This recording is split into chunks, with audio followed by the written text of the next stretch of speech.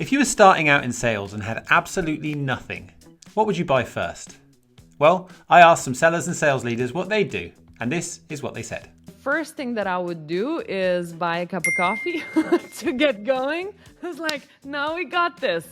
In addition to that, I would probably buy Chris Voss's book, Never Split the Difference. It has taught me so much, just like how to continue a normal conversation and get the information that you're looking for to find. But for you to be a successful salesperson, I will spend the rest of my money on LinkedIn Sales Navigator. So you can filter out your target audience, niche it down to the smallest amount of people that you are going to go after, niche filtering of your audience on Sales Navigator, figuring out what they care about, what do they speak about, so you can start selling to them through the values that they're looking to be able to solve. Crystal Knows.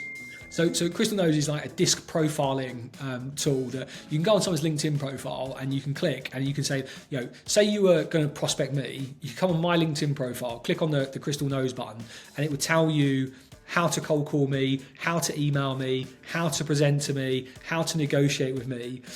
We had that at my last company. We actually run it on each other to see how best to work together, and it was unbelievably accurate.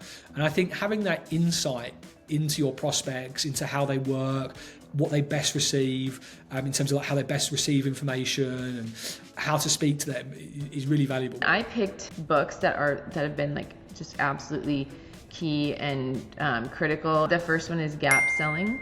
Really drills down into how to do discovery, how to think, like how to make the sales process and the questioning buyer-centric. The second one would be either of the books by Skip Miller. He has, the one that's coming to mind is Selling Above and Below the Line.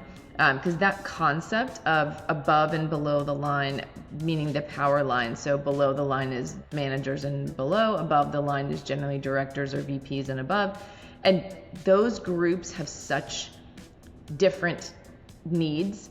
And so we should communicate with them very differently. And that was just a very, very eye-opening book. We don't get many windows as sellers into how executives think. That book was invaluable as far as like, this is how an executive thinks about their business. This is what they spend their day doing. We just don't have much of a window into that. For me, I would buy a speaker with good music on and then just crack on. I think it's so important to choose your mood, right, when you come to the office. And for me, music elevates everything. It can bring you up on a bad day when you got a rejection. Crank up some good tunes, grab a coffee with your colleagues, and then everything will go away.